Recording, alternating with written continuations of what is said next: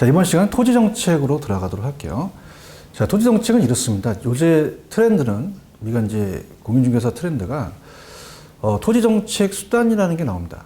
이제 이 수단이라는 자체가 방법이거든요. 그럼 토지에 대한 정책 수단보다는 앞쪽에서 우리가 전 시간에 정부의 시장 개입에 대한 근거를 물어봤잖아요. 자, 이건 우리가 방법과 수단입니다. 그래서 보통은 이제 토지 정책 수단으로 나오다가 이 정부의 시장 개입의 방법, 수단으로 물어보거든요. 그래서 요게 이제 연결이 돼요. 특히 이제 우리가 앞쪽에서 부동산 문제가 발생되면 정부가 개입을 하잖아요. 공적인 노력인데 토지 문제가 있습니다. 토지 문제는 가장 1순위가 집가구예요. 땅값이 함적 수준을 넘습니다. 요게 이제 시험에 나왔거든요. 그래서 정상지가 이상으로 높아지는 거를 집가구라고 얘기하거든요. 자, 그 다음에 토지 정책에서 나올 수 있는 건 지역지구제입니다. 지역지구제가 우리 공법 문제가 잠깐 또 출제될 수가 있어요. 그래서 제가 공법 문제 중에서 뭐 이런 걸 좀 주의 깊게 보십시오. 학교론에 나올 수 있는 게 요겁니다라는 걸 말씀을 드릴 거고요. 그래서 이제 제가 일부러 이 토지 정책의 지역, 지구, 구역 이렇게 해서 좀 넣어놨어요. 그래서 그걸 제가 말씀을 드릴 거고요. 어떤 게 나오는지. 그 다음에 중요한 게 요즘 트렌드는 토지 정책 수단이라는 게 나옵니다.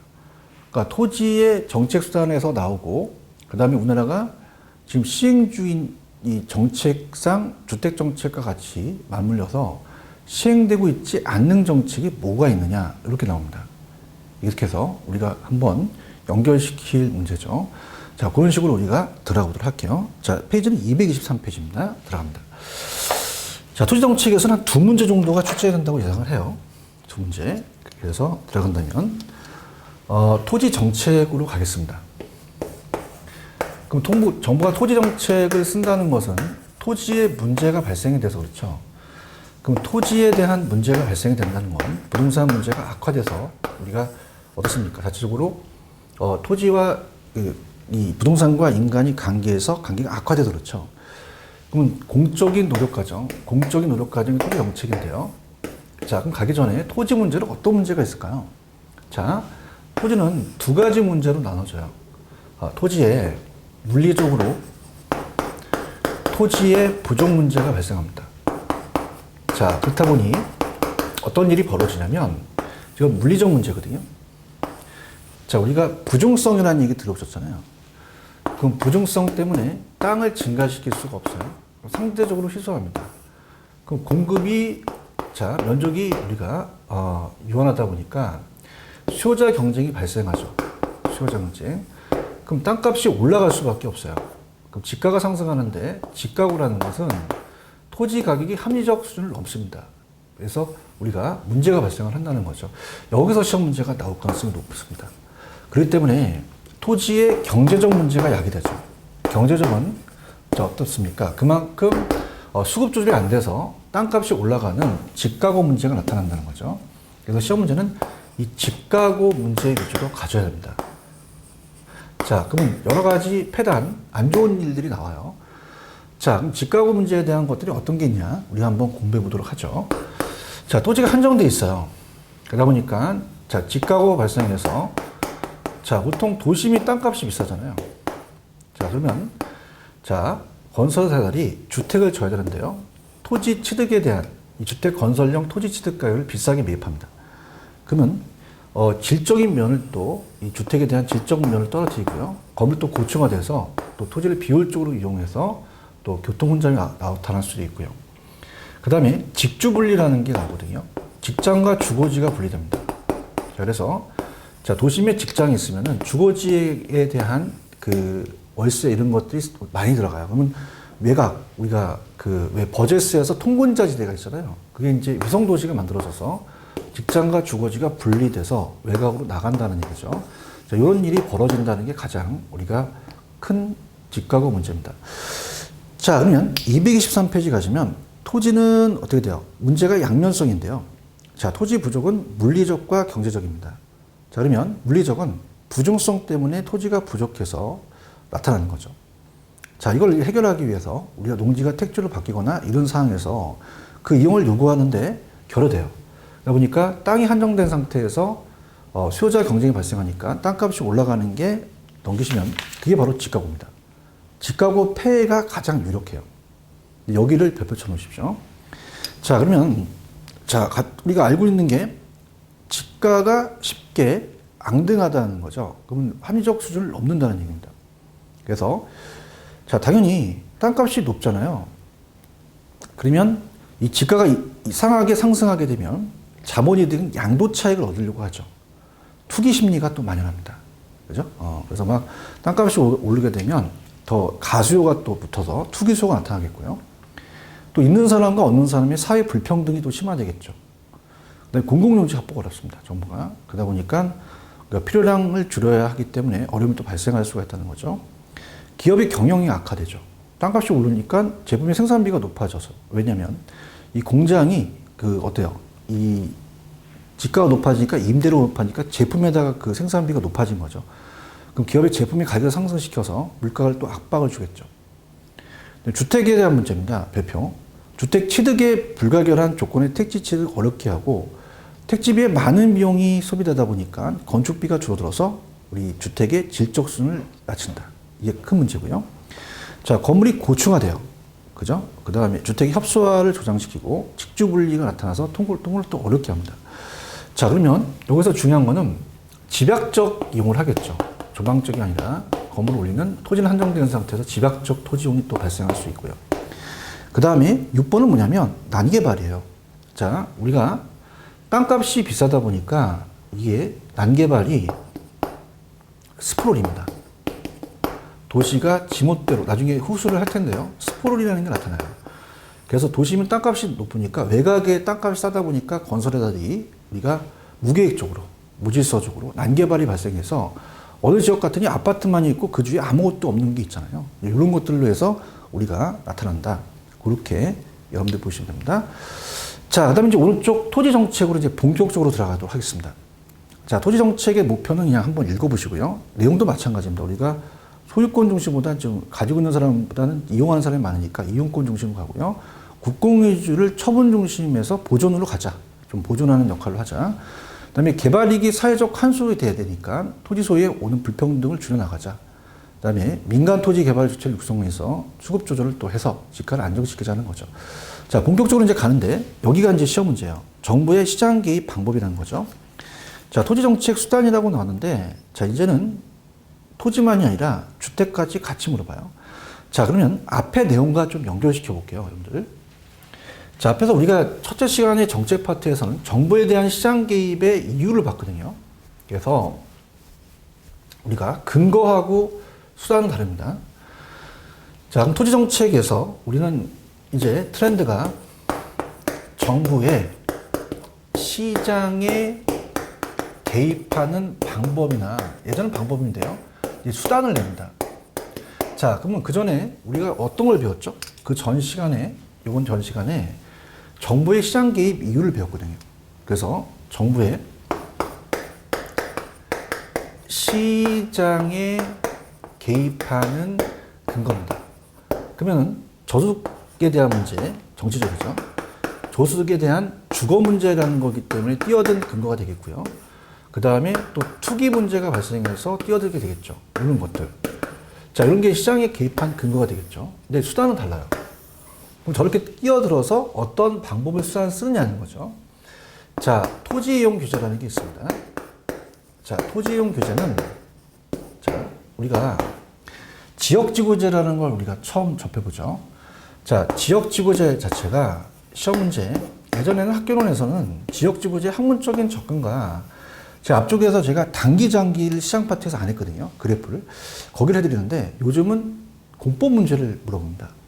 그러니까 이런 트렌드예요. 저도 이제 박사다 보니까 약간 좀 그건 얘기할 게 아닌데 그 시험 문제에 대한 거를 너무 연구를 안 해요. 그러니까 우리가 어떻습니까? 공법이라는 자체는 법이다 보니까 이 시청에 안 들어가잖아요. 근데 옛날 문제는 막 조금 어렵게 경제적과 단기적과 장기까지 물어봤거든요. 그럼 지역지구제 토지이용 규제라는 건 뭐냐면 사회적 바람직한 방으로 토지 이용을 계획시키거나 규제하거나 행정적 수단을 합니다. 그러니까 소유권을 변동시키지 않는 범위에서 가는 거죠. 자, 초등학교 앞에 오락실이나 모텔 같은 게 있으면 안 되잖아요. 그래서 지역지구제는 자, 이걸 또 이제 따로 제가 설명을 해드리겠지만 자, 이렇게 돼요. 만약에 주택과 주택들이 다 놓여 있는데요. 여기가 공장이 있습니다. 어울리지 않죠. 또 폐수를 내려보내니까요. 그러면은 어때요? 주택은 주거지가 있어야 되고 쾌적성이고 자, 공장은 생산성이 중요한 거죠. 그래서 어울리지 않는 토지를 어울리게 하는 게 토지 이용 규제입니다. 각종 규제라든지 건축 규제, 무슨 계획, 인허가 이런 것들 얘기합니다. 자, 토지 이용 규제 한번부터 볼게요. 자, 법률적 강제 수단이라고도 하고요. 개별적 토지 이용 행위를 사회적 바람직한 방향으로 유도하는 거죠. 그래서 법적, 법률적, 행정적 수단을 쓰는 겁니다. 그래서 개인의 토지를 거래를 소유 규모를 구속하고 제한한다는 거죠. 그래서 밑줄 치십시오. 사적 주체의 토지 이용 행위를 바람직한 방향 유도하기 위해서 법적, 행정적 조치를 한다. 그래서 우리가 토지 소유자의 소유권 변동을 초래하진 않아요. 적극적이진 않습니다. 그래서 밑줄 치면 지역 지구제, 각종 규제, 그다음에 도시 계획, 각종 인허가 제도가 토지 이용 규제를 찍으셔야 돼요. 근데 이건 형식상 개인의 소유권을 법적으로 변경시키지 않는 범위라는 거죠. 직접 개입과 또 구별이 됩니다. 자, 그러면은 이제 우리가 어떤 게 이제 시험 문제 가장 잘 나오냐면 직접적 개입과 간접적 개입이에요. 이게 이제 가장 출제 빈도가 90%입니다. 자, 오지선다에서 이걸 바꿔내거든요. 자, 그러면 자, 번호를 매길게요. 자, 1번, 2번, 3번. 그래서 얘를 1번, 그다음에 2번, 3번을 매겠습니다.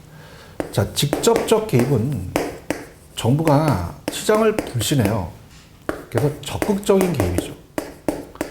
그래서 시장이 직접 수요자, 공급자 역할을 합니다. 그럼 정부가 공적 주체로 참여를 합니다. 참여를 해서 직접 시장에 참여를 하는 거죠.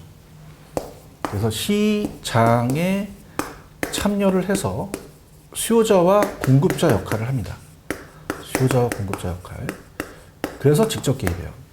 그래서 이제 대표적인 게 택지 공용 개발입니다. 택지. 근데 보통 택지가 생략돼서 그냥 공용 개발이 나오거든요. 자, 그래서 정부가 개발을 하죠. 그래서 신도시를 개발합니다. 3기 신도시 개발, 판교 신도시 개발. 자, 그럼 어떡하죠? 우리가 토지를 수용한다는 얘기 들어오시잖아요. 자, 그래서 정부가 직접적으로 공공기관이 토지시장의 수요자, 공급자 역할을 한다는 얘기예요.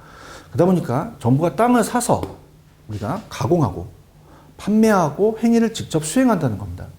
개인의 소유권이 정부나 공공기관에 이전된다는 거죠. 그래서 자, 토지를 수용하게 되면 절차가 거쳐지겠죠. 그래서 이거를 사서 공급자 역할을, 수요자 역할을 한 다음에 나중에 어떻게 됩니까? 다시 가공하고 판매한다는 얘기입니다. 그래서 이게 직접적 개입이에요. 자, 그래서 공용이나 토지 수용이 잘 나오고요. 그 다음에 제가 주택도 여기 들어간다 그랬잖아요.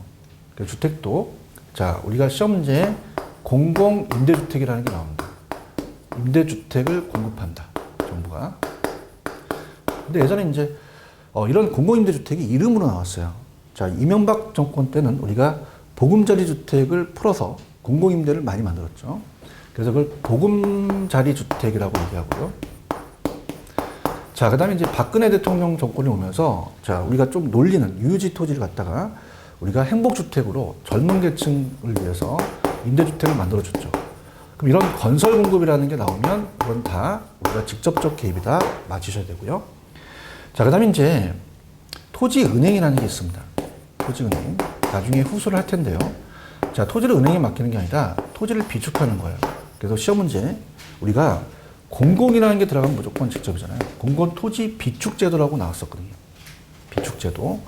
그래서 우리나라에 시행되고 있습니다. LH공사에서 관리를 하고 있죠. 자, 한국토지주택공사죠.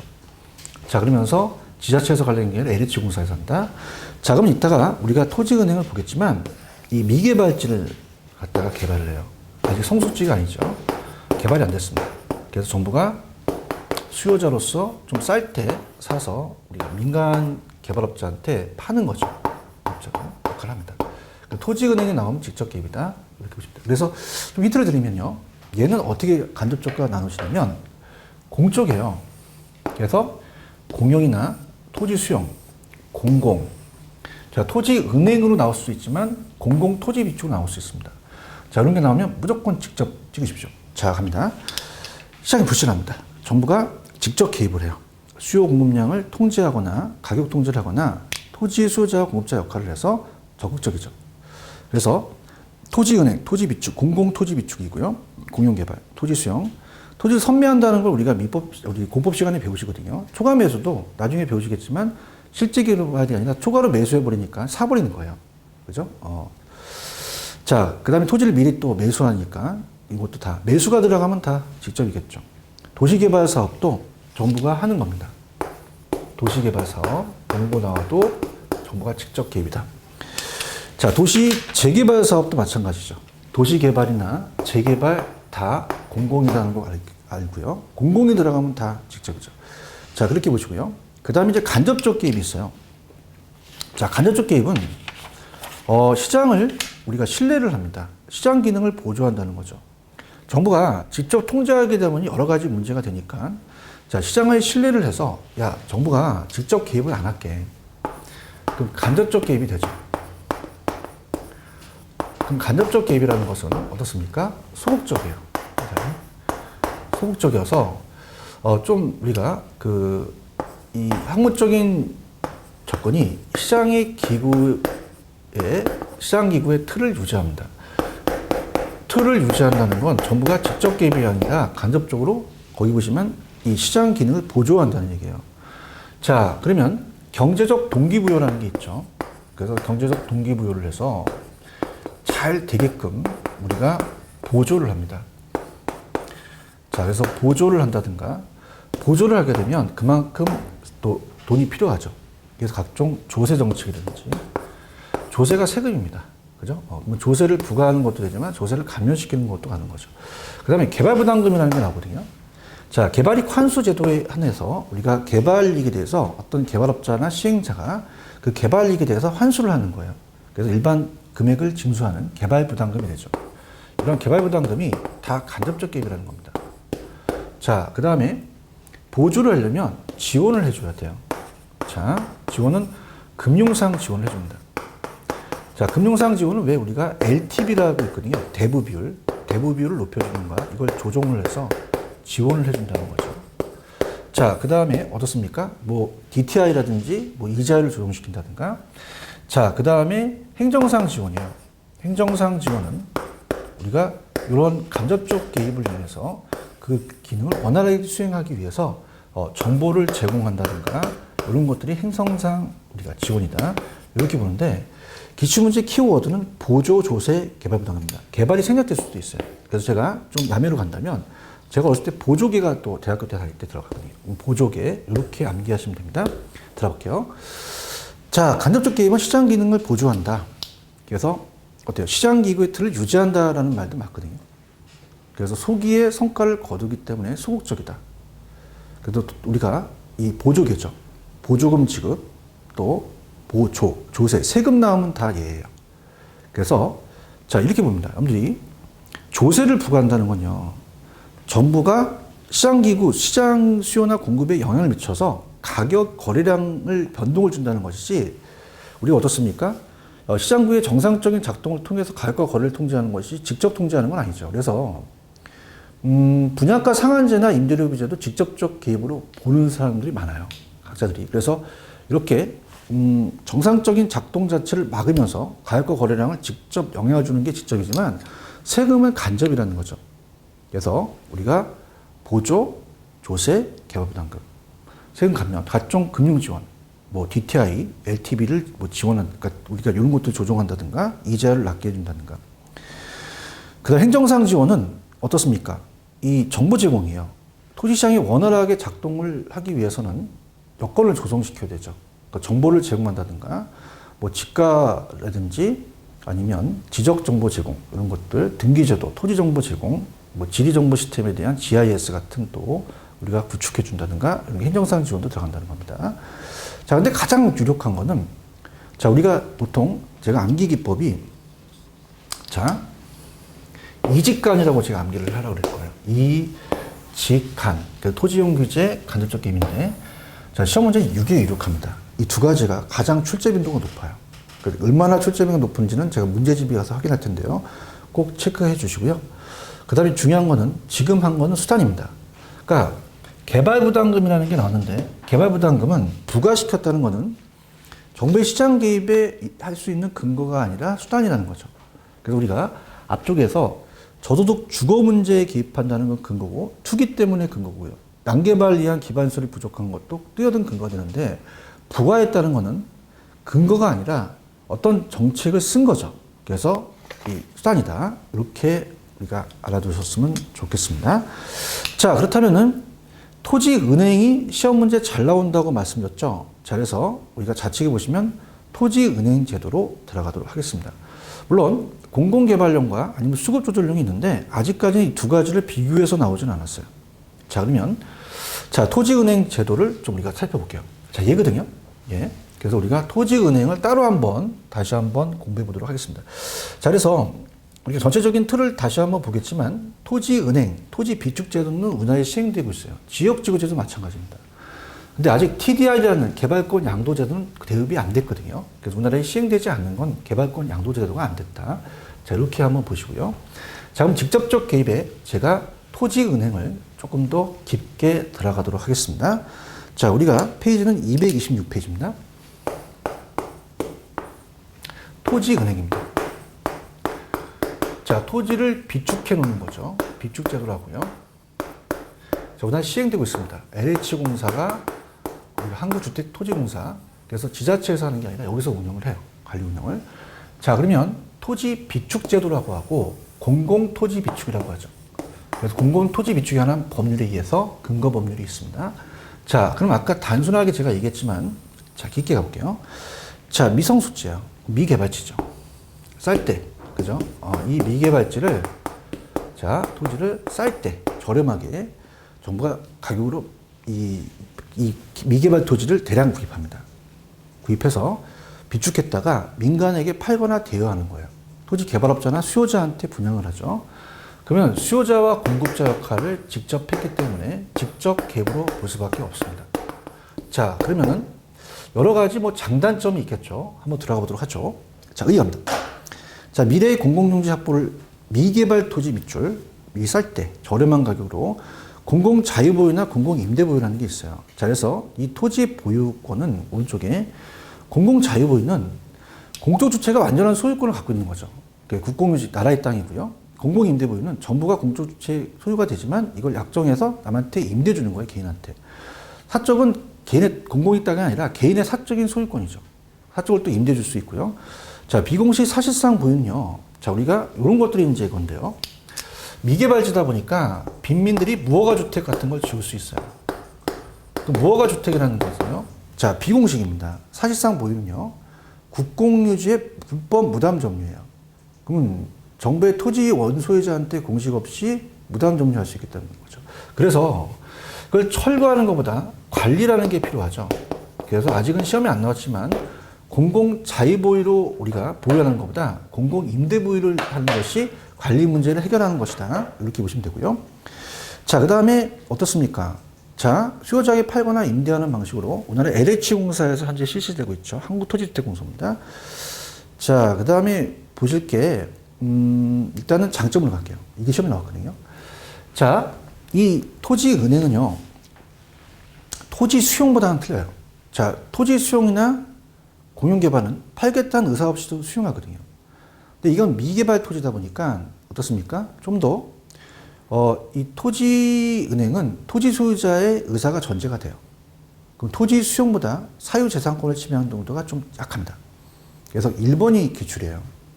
그래서 토지 소유자의 토지 양도 의사가 전제되므로 토지 수용제도보다 사유재산권을 침해하는 정도가 작다 별표. 자, 그 다음에 개인이 사게 되면요. 미개발지를 난개발을 해버려요.